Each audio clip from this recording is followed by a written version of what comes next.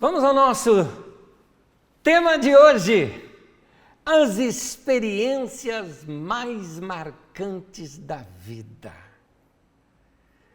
Gente querida, nós estamos no meio de uma pandemia, por isso vocês estão vendo essa transmissão, vamos dizer assim, de estúdio.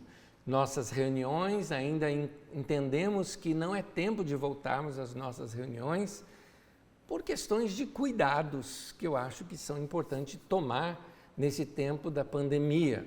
Estamos no mês de abril e, segundo notícias, nós estamos nos índices, nem terminou o mês e já atingimos os índices mensais mais altos de toda a pandemia. Então, eu lamento, nós não estamos no fim dela. Se é que existe um meio dela, nós estamos no meio agora. Isso não significa em termos de tempo, mas em termos de contaminação. Por isso, esse nosso cuidado todo. Mas vamos lá, quem está me ouvindo aqui ou me assistindo, você já passou pensamento, eu nem vou perguntar, eu vou afirmar, já passou pensamento na tua cabeça e na minha também, de que a gente pudesse se contaminar ou até morrer no meio dessa pandemia? Fala a verdade, eu tenho certeza de que isso já aconteceu. Para você ter uma ideia, nós aqui no nosso estúdio, nós tentamos reduzir o máximo possível o número de pessoas. Estávamos em 3 pessoas aqui. Agora nós estamos em 2 aqui, eu e o Guilherme aqui comigo. E um dia desses, tanto eu quanto o Guilherme, tivemos aqui contato com uma pessoa que pegou o Covid, tanto eu quanto ele. Tivemos esse contato ao longo da semana. E aí, nós tivemos essa notícia quando a pessoa fez o exame, para você ter uma ideia, num domingo durante a nossa reunião. Mandou o recado que eu só vi quando terminou a reunião. Quando terminou a reunião, eu li o recado. Estou com Covid. Eu falei, Guilherme, fulano está com Covid. E aí? Eu até brinquei com o Guilherme naquele dia, eu falei assim para ele, Gui, hoje, tanto eu quanto você vamos ter todos os sintomas da Covid. O nariz já vai começar a coçar, a gente já vai começar a tossir, vai acontecer tudo isso. Gente, pura neuropsicológica, claro. É óbvio que no mesmo dia eu fui fazer exame, para você ter uma ideia. No mesmo dia eu fui fazer o meu teste de Covid, para saber como é que eu estava. E é interessante, porque um dos testes parece aquele teste de gravidez, né? E eu me lembro que eu mandei assim, aleluia, não estou grávido. Eu estou livre, não peguei nem eu nem o Gui. A gente toma o maior cuidado aqui os dois. Mas, vamos lá. Você já parou para pensar o que você iria fazer se você tivesse a desconfiança que iria morrer?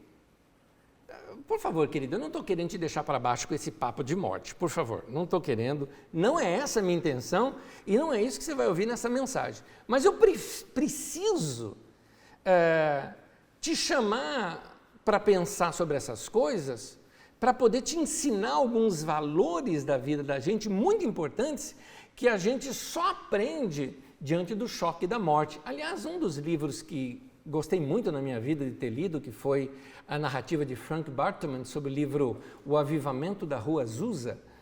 E naquele livro, aquele irmão conta a experiência assim, ele fala uma frase, como que diante da morte as coisas eternas se tornam tão mais vivas e mais importantes para a gente. Como que diante da morte a gente acaba revendo valores da nossa vida e abandonando futilidades. Eu vou dizer uma coisinha, quem enfrentou uma sensação de que, olha, eu posso vir a morrer e obviamente ficou vivo, né? Essa pessoa com certeza deve ter jogado um caminhão de tralha da tua vida fora. Eu não quero mais isso, não quero mais perder tempo com isso, não vou mais perder tempo com essa outra coisa, porque você faz uma revisão na sua vida. Esses dias eu assisti uma série, na verdade eu não assisti, eu assisti o primeiro episódio e parei. Eu comecei a assistir até achando que ela tinha assim, um toque romântico, né? Eu não sei nem o nome da série, mas no primeiro episódio conta uma história de um casal de velhinhos, fofos demais, e eu estava ali curtindo a fofura dos dois, ele 85, ela 80 anos de idade, fofos os dois, românticos os dois, bonitinhos, andam de mão dada, dormindo juntinho, comemorando o casamento deles com lua de mel, era lindo de ver. Agora, num determinado momento do episódio, os dois conversam entre si e começam a dizer o seguinte, falou, olha, nós 85, 80 anos de idade, não é tempo da gente pensar em morrer? Ou seja, em como morrer? O que eles estavam querendo dizer? Estavam querendo dizer o seguinte, eles foram ver as despesas de funeral, para não deixar encargos para a família. Não é? Por que a família tem que pagar depois? Sendo que a gente tem recursos e podemos já resolver isso aqui. Foram ver a questão de inventário, se eles queriam ser enterrado ou ser cremado, aliás, decidiram por cremação, decidiram aonde que queria que as cinzas fossem jogadas. Alguém pode dizer o seguinte, isso não é depressão? Não, não é. Quem encara a morte dessa maneira vai valorizar muito mais ainda a vida. Eu sei que pensar em morte é um assunto que incomoda muita gente, mas assim, será que, pensa comigo, sem neura, sem melancolia, ou seja, aquela depressão, vamos dizer assim, né? Sem melancolia, nós não devemos parar em algum momento da nossa vida para conjecturar esse assunto? A Bíblia diz sobre a morte que todos nós vamos passar. Está lá em Eclesiastes, você vai ver esse texto comigo aqui hoje. Na nossa sociedade parece que é proibido falar de morte. Tem que falar só coisa positiva, hei de vencer na vida, realizar seus sonhos. Mas a morte faz parte da vida, é o nosso destino. Por isso que as pessoas ficam tão perdidas quando perde alguém. Você já percebeu o desespero de pessoas? Eu não estou falando de tristeza é lícito, o luto é lícito, o fato de que você não quer que as pessoas morram ao seu lado, tudo isso é lícito e correto, humano e normal. Mas as pessoas sofrem com a possibilidade da morte, sofrem até com uma notícia de uma doença, sofrem, por exemplo, quando vão fazer uma cirurgia. Por quê? Porque não se prepararam para esse momento. Vamos para as Escrituras? Nas Escrituras nós vamos aprender algumas coisas hoje. Eu olhei na Bíblia a vida de um homem, e é um dos patriarcas de Israel. Aliás, o nome dele é o nome da nação. O nome dele foi mudado, eu já estou falando quem é o personagem, Jacó.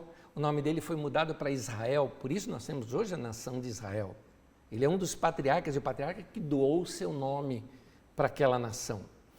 Este homem, no final da vida, ele faz um resumo das melhores coisas que aconteceram na sua vida. Chegaram para o José, que era um filho dele, e falou, teu pai está doente, e eu acho que ele está nas últimas, vá visitá-lo. Quando José vai visitá-lo, Jacó quase como que faz ali um discurso. E nesse discurso, mais adiante, ele faz para todos os filhos, mas nesse em particular ali com José, ele deixa para nós alguns detalhes, a gente pesca aqui no texto, alguns detalhes que ele falou, é isso que faz a vida valer a pena. Você vê um homem diante da morte feliz, dizendo, eu vivi a vida, minha vida não passou despercebida, eu vivi. Por isso, o tema de hoje, né? As experiências mais marcantes da vida. Nós vamos tirar essas experiências da vida do Jacó. Segue comigo na leitura, livro de Gênesis, no capítulo 48, do versículo 1 ao versículo 11, o texto diz assim. Algum tempo depois disseram a José, seu pai está doente, e ele foi vê-lo, levando consigo seus 2 filhos, Manassés e Efraim. E anunciaram a Jacó, seu filho José veio vê-lo. Israel, que é Jacó, reuniu suas forças, assentou-se na cama. Você vê aqui já a idade da pessoa, né? E a dificuldade.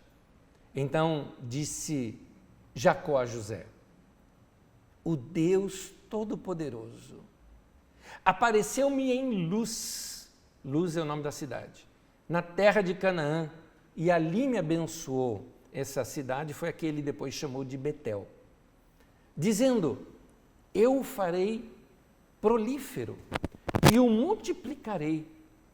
Farei de você uma comunidade de povos e darei esta terra por propriedade perpétua aos seus descendentes. Agora, pois, seus 2 filhos que lhe nasceram no Egito, antes da minha vinda para cá, serão reconhecidos como meus. Efraim e Manassés serão meus, como são meus Rúben e Simeão. Os filhos que lhe nascerem depois dele serão seus, serão convocados sob o nome dos seus irmãos para receberem sua herança. Quando eu voltava de Padã, para minha tristeza, Raquel morreu em Canaã. Quando ainda estávamos a caminho, a pouca distância de Efrata, eu a sepultei ali, ao lado do caminho para Efrata, que é Belém. Quando Israel viu os filhos de José, perguntou: quem são estes? Respondeu José, seu pai: são os filhos que Deus me deu aqui. Então Israel disse: traga-os aqui para que eu os abençoe. Os olhos de Israel já estavam enfraquecidos por causa da idade avançada, ele mal podia enxergar. Por isso José levou seus filhos para perto dele, e seu pai os beijou e os abraçou. Israel disse a José: eu nunca pensei que veria a sua face novamente, e agora Deus me concede ver também os seus filhos. Na história de Jacó, que eu recomendo você voltar aqui os textos e lê-la inteira, você vai ver a história de um homem que, um homem que trapaceou, que foi trapaceado, um homem enroscado na vida, mas que foi se desenroscando, porque tudo começou com aquela experiência dele com Deus, que é a primeira coisa que ele narra aqui nessa história. Uma das coisas que aconteceram, como ele enganou gente, ele também foi enganado, e um dos enganos que ele sofreu foi o engano dos filhos. Ele tinha 12 filhos, e daqueles filhos, ele tinha um preferidinho do coração, que era José. Os filhos enganaram ele, dizendo que José tinha sido morto, e José, na verdade, foi vendido como escravo pelos filhos por inveja. Então Jacó passou um luto a vida inteira de um filho que, na verdade, estava vivo. Ele encontra o filho no final da vida, por isso que ele termina dizendo: eu nunca mais achei que fosse te ver, porque para mim você estava morto. E Deus me dá a honra agora de poder abençoar inclusive seus filhos. Que coisa linda, que coisa linda. Deus reverteu e mudou completamente a vida desse homem. E esse homem no final da vida deixa aqui algumas pérolas para a gente, mostrando o que para ele valeu na vida. E aqui, da história de Jacó, eu quero tirar as 3 lições dessa história do final da vida de Jacó aqui para nós. A primeira delas: uma das experiências mais marcantes em nossa vida é uma forte experiência com Deus. José chega diante de Jacó e ali os seus filhos estão juntos, e é como se ele chegasse assim e falasse: pai ou vô, né, dos filhos, conta pra gente o que valeu na sua vida. Fala das suas memórias. E a primeira coisa que esse homem cita é: Deus falou comigo. Nós estamos falando no tema de hoje as experiências mais marcantes da vida. E nessas experiências mais marcantes na vida, a primeira delas é essa: Deus falou comigo, uma experiência com Deus.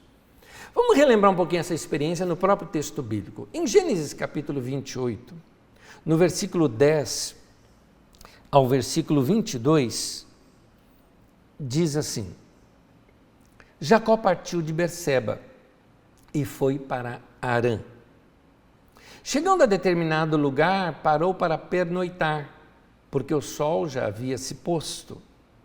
Tomando uma das pedras ali, usou-a como travesseiro e deitou-se. E teve um sonho no qual viu uma escada apoiada na terra. O seu topo alcançava os céus. E os anjos de Deus subiam e desciam por ela. Gente, nós estamos lendo uma experiência de Jacó de talvez uns 40 anos antes dessa que nós lemos anteriormente aqui. Vamos continuar lendo essa experiência antiga do Jacó. Ao lado dele estava o Senhor e lhe disse: eu sou o Senhor, Yahvé, o Deus de seu pai Abraão, o Deus de Isaque. Darei a você e a seus descendentes a terra na qual você está deitado. Os seus descendentes serão como o pó da terra, e se espalharão para o oeste, para o leste, para o norte, para o sul. Todos os povos da terra serão abençoados por meio de você e da sua descendência. Vou repetir agora, lendo como está no original. Todos os povos da roça, todo o povoado da roça, pobre, serão abençoados por meio de você e da sua descendência. Eu estou com você e cuidarei de você aonde quer que vá. Eu trarei de volta esta terra. Não deixarei enquanto não fizer o que lhe prometi. Quando Jacó acordou do sono, disse: sem dúvida o Senhor está nesse lugar, mas eu não sabia. Teve medo e disse: temível é esse lugar. Ele foi reverente nesse sentido, aquele temor no seu coração. Ele diz: esse lugar não é outro, senão a casa de Deus. Esta é a porta dos céus. Na manhã seguinte, Jacó pegou a pedra que tinha usado como travesseiro, colocou-a em pé como coluna, derramou óleo sobre seu topo e deu o nome de Betel. Betel significa casa de Deus, àquele lugar, embora a cidade anteriormente se chamasse Luz. Então Jacó fez um voto dizendo: se Deus estiver comigo, cuidar de mim nessa viagem que eu estou fazendo, prover-me de comida e roupa, e levar-me de volta em segurança à casa de meu pai, então o Senhor será o meu Deus.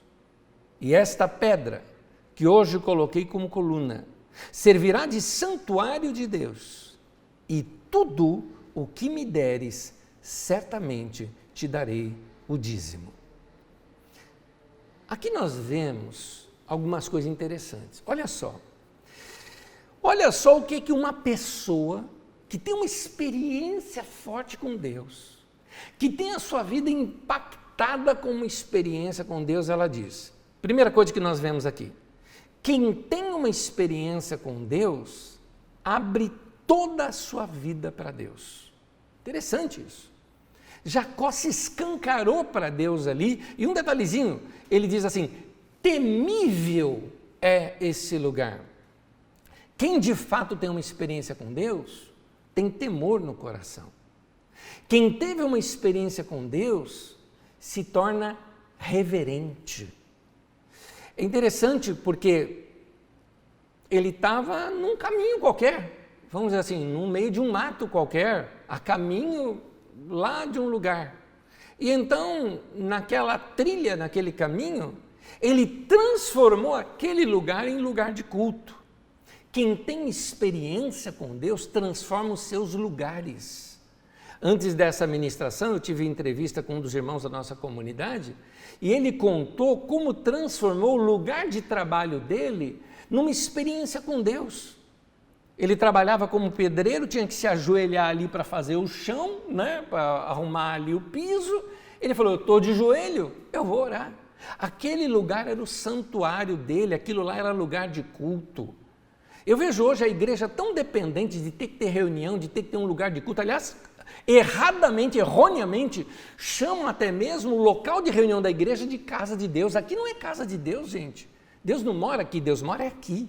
Deus mora na minha vida e na tua. Por isso nós precisamos aprender a fazer da nossa casa lugar de culto. Nós precisamos aprender a fazer da nossa caminhada o nosso lugar de culto. Precisamos aprender a fazer do nosso trabalho, do nosso lazer, o lugar de culto. A gente cultua a Deus em qualquer lugar. E também a gente cultua a Deus em todo lugar, e também a gente cultua a Deus vivendo, porque minha vida é para a glória de Deus. Até quando eu estou me divertindo, eu faço aquilo para a glória de Deus. Quem tem experiência com Deus, ele não departamentaliza a vida, separando a vida religiosa da vida secular. Quando ele entra num templo, vamos colocar assim, num local de reunião da igreja, ali é casa de Deus. Então ali a gente tem que ficar quieto, ali a gente tem que ter reverência. Mas fora de lá ele briga, ele xinga, ele faz outra coisa. Querido, o templo do Espírito Santo somos nós. Nós temos que carregar Deus para todos esses lugares. Portanto, nós temos que ter uma vida reverente e não um momento de culto reverente. Nós vamos ter uma vida reverente. Quem tem uma experiência com Deus, ele abre a vida inteira dele para Deus. Ele faz o culto da vida. Ele vive para a glória de Deus, ele trabalha para a glória de Deus, ele namora para a glória de Deus, ele se diverte para a glória de Deus, ele tem consciência de que Deus está vendo tudo, e que Deus está em tudo, está em todos os lugares. Então, quem tem essa experiência com Deus, ele percebe essa abertura da vida para com Deus. Eu acho interessante a figura que tem aqui no texto. Olha a figura do texto que ele chama de casa de Deus. Ele pegou uma pedra e fez de travesseiro. Depois, quando ele percebeu Deus naquele lugar, ele levantou aquela pedra em forma de coluna, colocou óleo em cima daquela pedra, e aquele óleo escorrendo naquela pedra, ele chamou aquilo de culto de casa de Deus. É interessante. Nós precisamos, como Jacó fez com aquela pedra que derramou óleo em cima, e o óleo foi penetrando em todos os buraquinhos, toda a porosidade daquela pedra, eu e você precisamos fazer da nossa vida essa pedra, essa coluna, na qual ela se torna a casa de Deus. É nós que precisamos mostrar que a nossa vida é a casa de Deus. Então, derramar o óleo de Deus sobre a nossa cabeça e permitir que essa graça de Deus, essa vida de Deus, representada ali no óleo, que é um dos símbolos do Espírito Santo, vai escorrendo para cada buraquinho da nossa vida, para cada porosidade daquela pedra, cada porosidade da nossa vida. Então, é assim quando a nossa vida tem uma experiência com Deus. Deus vai penetrando em cada área da nossa vida. Agora eu administro o meu dinheiro para a glória de Deus. Agora eu dou a minha vida para a glória de Deus. Agora os meus pensamentos, até o meu lazer, eu estou consciente de que Deus está comigo naquele momento. Não existe mais o religioso e o secular. Não existe mais o lugar sagrado do lugar secular. Para nós tudo é uma coisa só, é a nossa vida para a glória de Deus. Quem tem uma experiência com Deus, abre o coração para Deus. É interessante, Jacó, no texto, ele fala uma coisa assim, que eu fiquei pensando, eu falei, da onde Jacó tirou isso? Jacó falou que ia entregar o dízimo para Deus. Agora, Deus não tinha falado nada de dízimo para ele. Deus não falou isso. Deus nem sequer pediu coisa alguma para o Jacó. Deus não pediu nada para ele, nada. Jacó é que se propôs, eu vou entregar, eu vou dar. Eu acho interessante, vocês sabem muito bem que aqui na Carisma, a gente não é dessas igrejas que fica pedindo dízimo, aliás é uma palavra não muito nem falada aqui entre nós. Por que razão? Porque eu acho que essa questão do dízimo é uma questão entre você e Deus. Você sabe o que você tem que fazer. A questão é se você vai responder a isso que Deus está falando com você. É interessante isso. Jacó teve uma experiência com Deus e depois de ter uma experiência com Deus, ele já fala, vou entregar meu dízimo para Deus. É interessante isso. Aquela entrega tinha a ver com a experiência dele com Deus. Então, quem tem uma experiência com Deus quer de alguma maneira retribuir. Deus, eu preciso fazer alguma coisa. O Senhor é tão bom para mim, eu preciso também ser bom. Eu preciso também cooperar com a tua obra.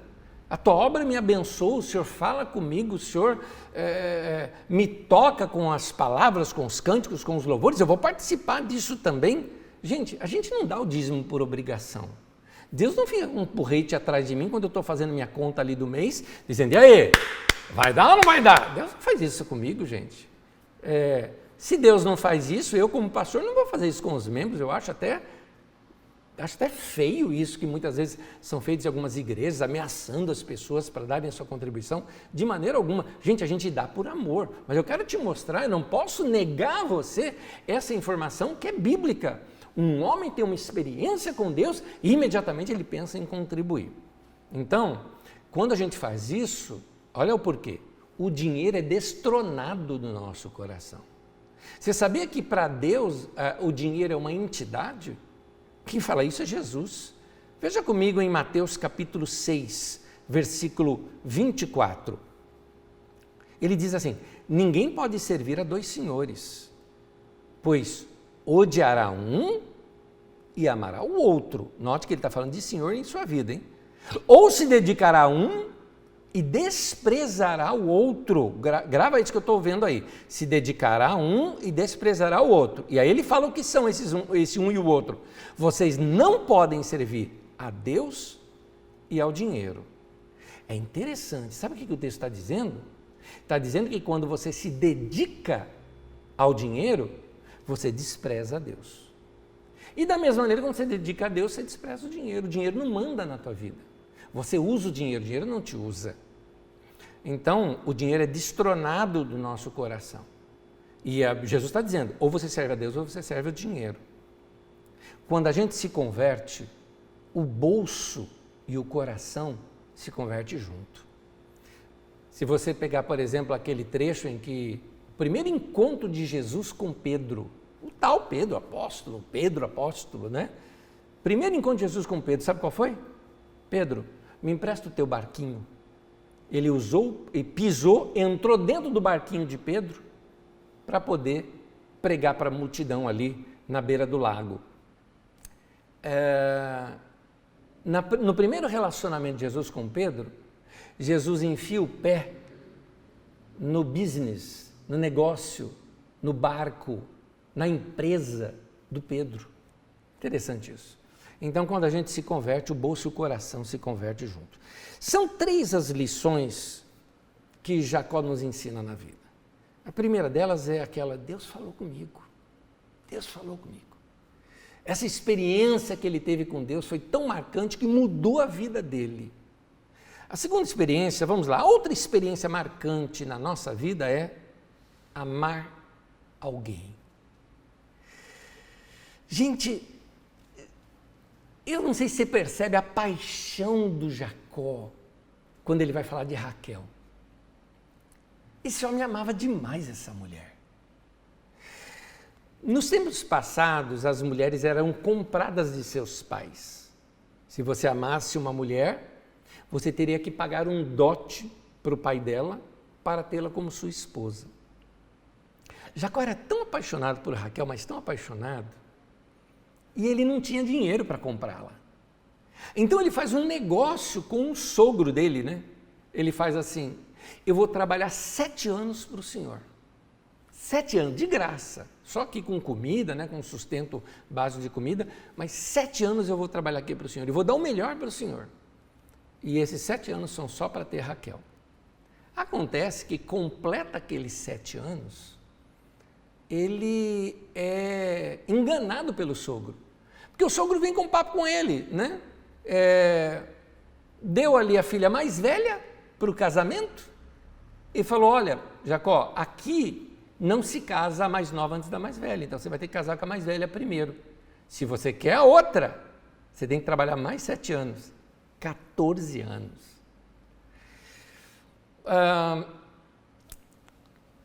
Pensa no seu salário, estou falando com os homens aqui agora, pensa no seu salário. Multiplica por 10, fica fácil, né? Na verdade, deveria multiplicar por 12. Ou até, se você é registrado e tem 13º, por 13. Você já perdeu a conta, provavelmente. Agora, multiplica esse valor por 5. Ou seja, quanto seria a sua renda durante 5 anos da sua vida? Perdão, 5 não, 7. 7 anos da sua vida. Quanto seria a sua renda? Pois é, esse foi o preço que ele pagou pela Raquel. Preço alto, preço caro. Isso mostra a paixão e o amor que ele tinha por ela. Agora, esse homem apaixonado por essa mulher está contando para um filho dela, que ele pensou que também o filho tinha morrido, contando para ele sobre a morte dela. Ele falou o seguinte: eu amei uma mulher e ela morreu. Ela morreu. Tem dor ali no coração, mas ao mesmo tempo tem memória. ele fala, a gente estava a caminho. Ou seja, ele lembra até da última viagem que fizeram juntos. Essa é a paixão da vida dele. Em Eclesiastes 9, versículo 9, usando aqui a Bíblia a Mensagem, o texto diz assim, aprecie a vida com a pessoa que você ama. Eu estou usando aqui o exemplo de um amor de um homem para uma mulher, mas você pode aplicar isso em outros amores na nossa vida. Tem pessoas que não são casadas e isso se refere ao amor aos filhos, ao amor aos pais, até amor entre amigos também. Mas eu estou usando aqui aquele amor romântico entre um homem e uma mulher e entre duas pessoas que se amam e ali esse amor entre essas duas pessoas.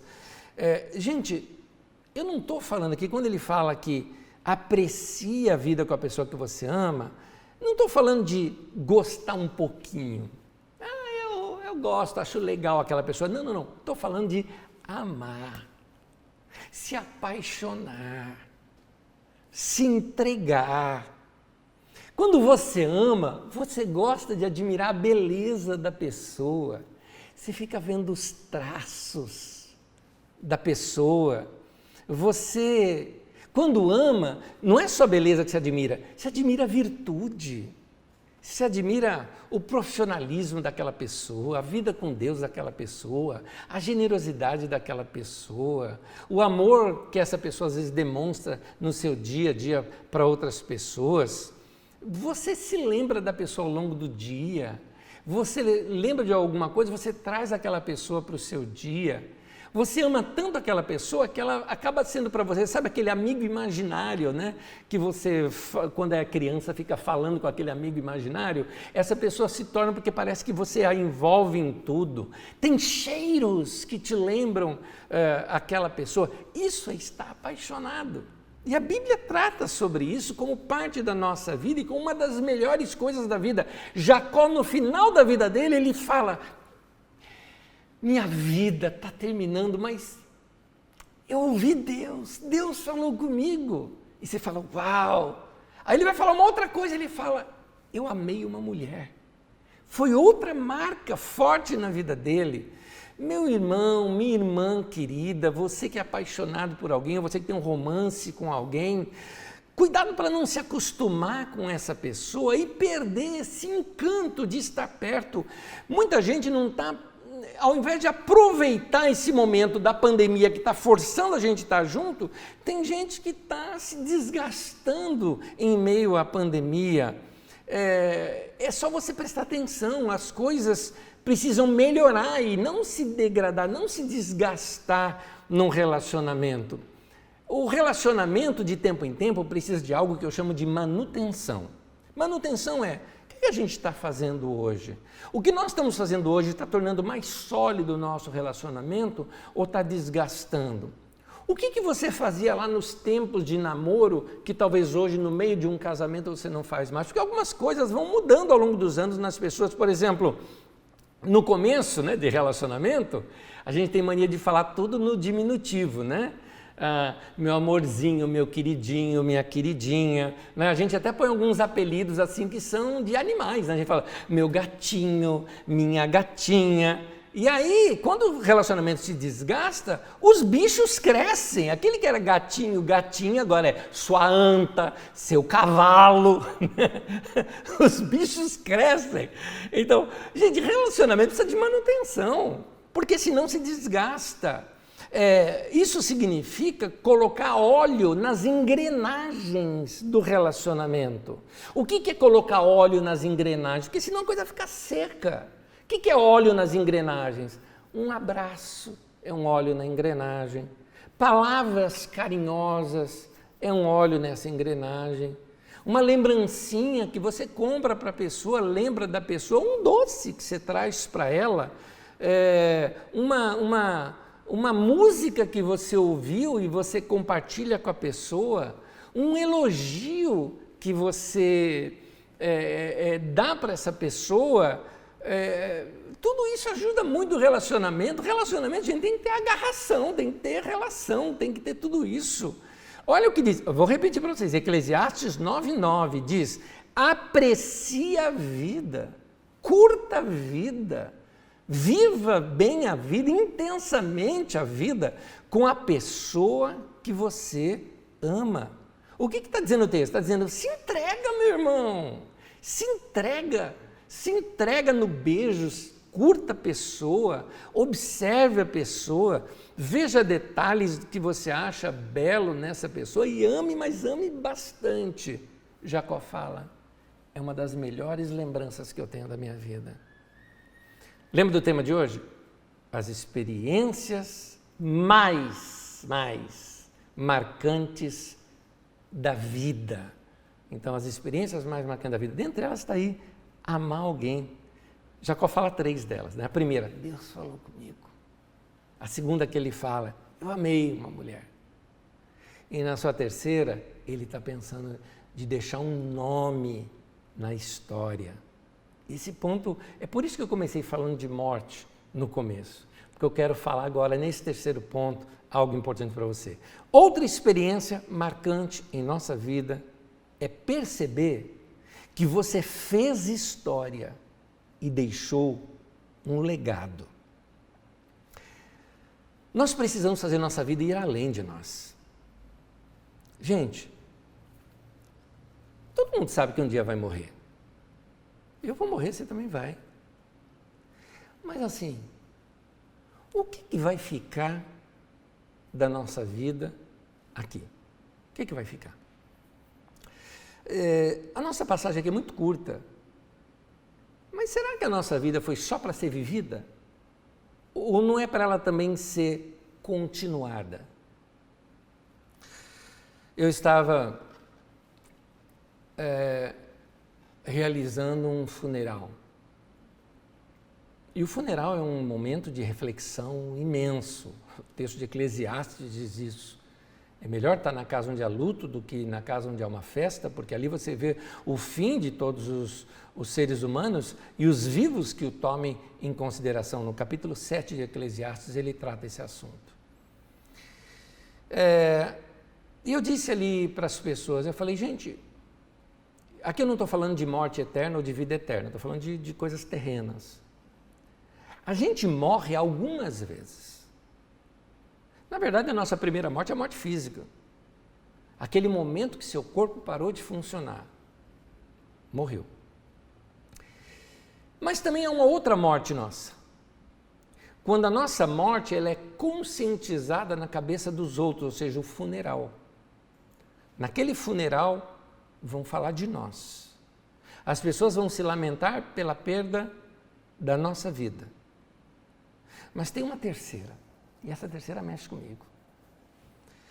A nossa morte, ela se dá quando a última pessoa aqui na Terra fez menção ao seu nome.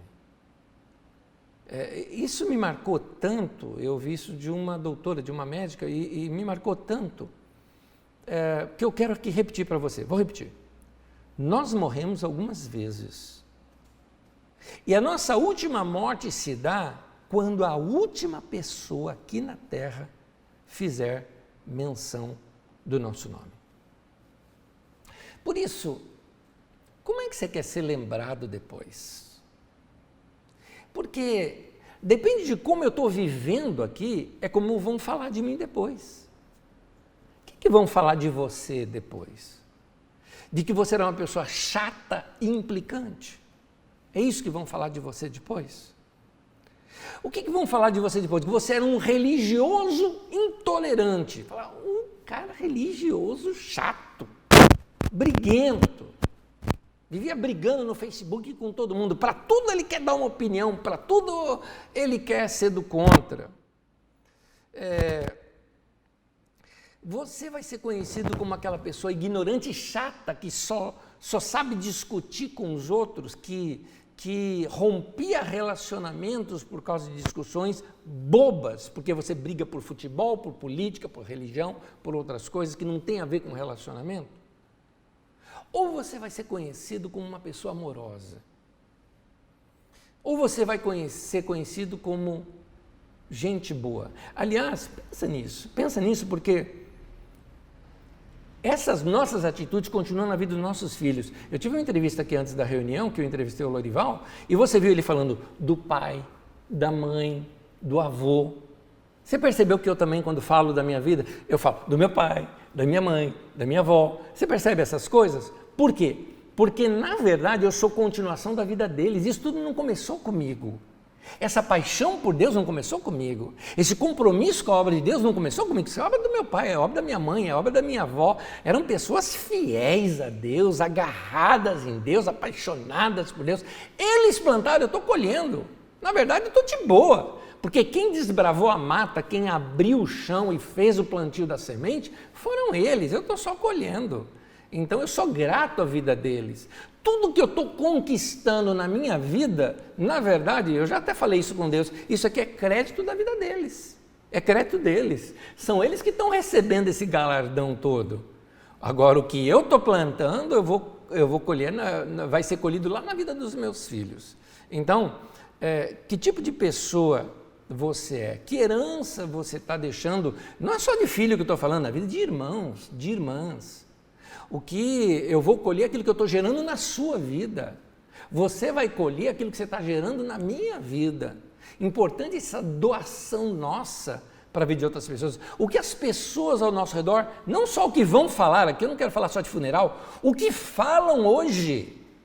O que é que seus amigos pensam de você? O que as pessoas que te conhecem muito bem falam de você? Você é gente boa? Você é uma pessoa cheia de misericórdia e cheia de amor, ou você é um ignorante e intolerante? Você é amigo ou amiga, sabe assim, até debaixo d'água? É esse tipo de pessoa? É assim que seus amigos te veem? Você é uma pessoa que inspira amor profundo com Deus? E para mim, aquele maior elogio que alguém pode receber: será que as pessoas te veem como uma pessoa sábia? Para mim é um dos maiores elogios que eu acho que alguém pode receber. Se alguém olha para você e fala, aquela pessoa é uma pessoa sábia. Então, vamos viver a vida, gente. Vamos viver a vida de uma maneira gostosa. Vamos viver a vida de uma maneira leve, sem peso, sem briga, sem encrenca. Chega de briguinha, chega de encrenca, para que ficar brigando? Vamos ter paz nessa vida. Vamos viver esse tempo tão curto que Deus nos deu aqui. Tem gente que só está... Ele vive brigando, ele vive discutindo com aquele, ele vive brigando com aquele outro, ele vive preocupado com aquela outra coisa e não vive a vida. E aí chegar no final da vida, alguém pergunta, qual é o resumo da tua vida? E a pessoa, não sei. Você nota que Jacó sabia. Jacó falou, a primeira coisa mais importante da minha vida foi que eu tive um relacionamento com Deus. Deus marcou a minha vida. Uma outra coisa da minha vida marcante foi que eu me apaixonei por alguém e vivi isso de modo muito intenso. Outra coisa que Deus marcou a minha vida, eu tenho herança. Eu tinha um filho e eu achei que tinha perdido esse filho, meu filho estava vivo, e agora não só encontro ele, como eu encontro os filhos dele, meus netos. Eu deixei herança, eu deixei história. Gente, o cara deixou história, ele continua vivo. Lembra que eu falei? É quando a última pessoa citar o seu nome é que de fato você morreu? Pois é, hoje ressuscitamos o Jacó. Porque na verdade, toda vez que você fala Israel, você está falando dele. Que cara, se eternizou na nossa boca, na nossa mente, nas nossas histórias, porque ele viveu intensamente para Deus. O ruim da vida não é morrer. O ruim da vida é morrer sem ter vivido. O ruim da vida é você não viver a vida. Quando eu falo de viver a vida, eu não estou falando igual falam hoje em dia, vai viver a vida, está dizendo, vai ser inconsequente, né? Dane-se os outros, vai enfiar o pé na jaca. Nada disso, não estou falando disso. Eu estou falando de uma vida diferente, uma vida boa e gostosa. Viva a vida como alguém que está grato a Deus por estar vivo. Meu irmão, vai desfrutar, vai viver o que Deus fez de belo e bom. Tem muita coisa boa para a gente ver e fazer. vai fazer isso. Viver a vida é isso, valoriza aquilo que realmente tem valor na vida e despreza aquelas coisas que não têm valor. O ruim é chegar no ocaso da vida. O ocaso da vida é uma expressão do texto de Eclesiastes para falar dos últimos dias da nossa vida. Está lá em Eclesiastes, isso se não me engano, no capítulo 12. O ruim é chegar no ocaso da vida, nos dias de sombras, com a sensação que você desperdiçou a vida. Como eu disse, o ruim da vida é não viver a vida. Gente, a vida está acontecendo, gente. Precisamos fazer da nossa vida um culto para Deus. Experimentar coisas boas e fazer isso para a glória de Deus. Até comer pode ser feito para a glória de Deus. Hoje mesmo, hoje é domingo, né? É geralmente aquele dia em que a gente prepara um almoço diferente, um almoço gostoso. Cá entre nós, vai. Durante a semana você pode até improvisar. Mas é tão sagrado esse momento na nossa cultura, né, do domingo. Prepara uma coisinha melhor hoje. Faz aquela coisa gostosa. Faça com prazer. Coma com prazer. Hoje é dia de você que tem um pet aí na sua casa, vai brincar com esse animal, né? Rolar no chão, se for passarinho, não, óbvio, né? Mas vai curtir esse momento, vai curtir, sei lá, os filhos, curtir gente amiga que hoje você pode telefonar para a pessoa com tempo e falar com ela, bater aquele papo longo e gostoso, vai fazer aquela coisa que é lazer gostoso, rir com um desenho, que coisa gostosa, eu amo desenho, eu acho uma delícia, de vez em quando pego, assisto, eu gosto dos desenhos, eu gosto daqueles desenhos que, desculpa, não são politicamente corretos, eu gosto do Pica-Pau, do Tom e Jerry, da Pantera Cor-de-Rosa, sei, já denunciei a minha idade com isso, mas o importante é você curtir, vai sentir cheiros da vida, né? Cheiro do café, o cheiro da terra molhada, o cheiro de uma planta, o cheiro da pessoa, né? Eu acho lindo isso. Meu filho chegou em mim, um dos meus filhos, me pegou assim, me deu uma fungada aqui no pescoço. Ele falou, cheiro de nascença, né? Ou seja, cheiro de quando eu era pequenininha, cheiro de pai, cheiro de mãe. Gostoso isso. Dá para sair com segurança? Vai fazer uma caminhada. Se dá para sair com segurança, os parques reabriram. Vai fazer uma caminhada com segurança, distanciamento, mas vai andar perto de árvore, vai sentir alguma coisa gostosa. Hoje, faz isso hoje. Amanhã começa aquela correria do nosso dia a dia, de segunda a sexta. Vai viver hoje, não passa o dia em branco, vai fazer alguma coisa que te faça sentir, eu estou vivo.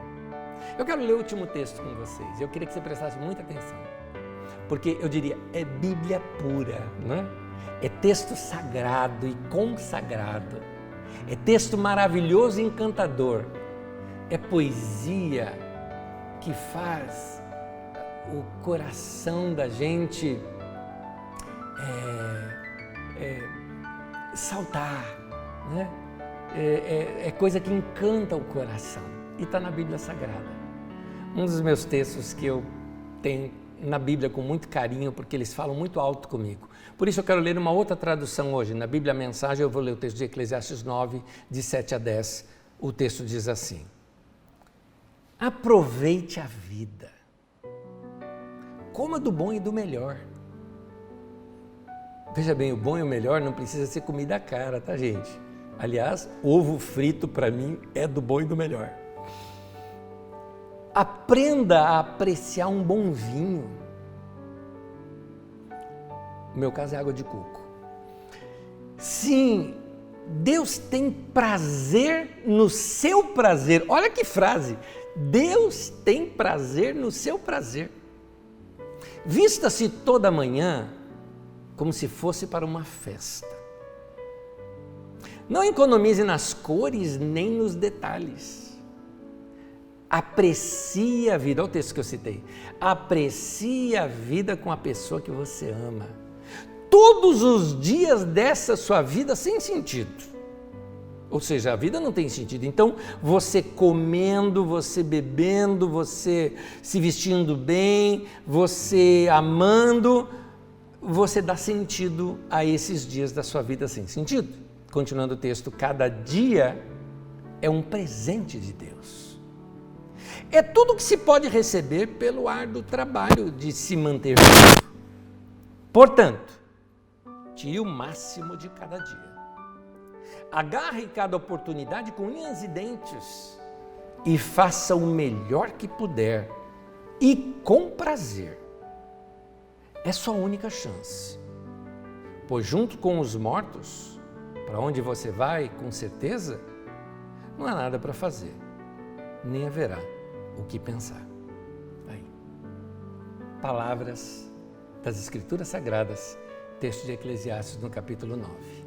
Irmão e irmã querida, vai viver, de modo que se a nossa vida um dia se findar, ela se findou, mas ela continua na vida dos outros, inspirando outras pessoas, como esses que nós citamos aqui hoje, inspiraram a nossa. Vamos marcar história, vamos deixar legado, vamos amar pessoas e principalmente, que foi a primeira coisa citada por Jacó, vamos ter uma forte experiência com Deus. É baseado nessa forte experiência com Deus que nós vamos fundamentar a nossa vida. Que Deus te abençoe. Ora comigo nesse momento. Senhor, no nome de Jesus, eu te peço que a tua graça envolva nossas vidas. E o teu Espírito Santo tome agora essas palavras e faça essas palavras serem derramadas sobre a nossa cabeça, nossa mente e passar por todo o nosso corpo, para que cada poro da nossa vida, cada esfera da nossa vida, cada área da nossa vida seja banhada com o Senhor e com a tua presença. Meu Pai, abençoe a vida dos meus irmãos. Que o Senhor nos leve a ter fortes experiências com o Senhor. Em nome de Jesus. Que essa palavra não caia no nosso esquecimento, mas seja uma palavra provocativa para nos levar a crescer no Senhor e viver a nossa vida para a glória do Senhor. Em nome de Jesus. Amém, amém, amém.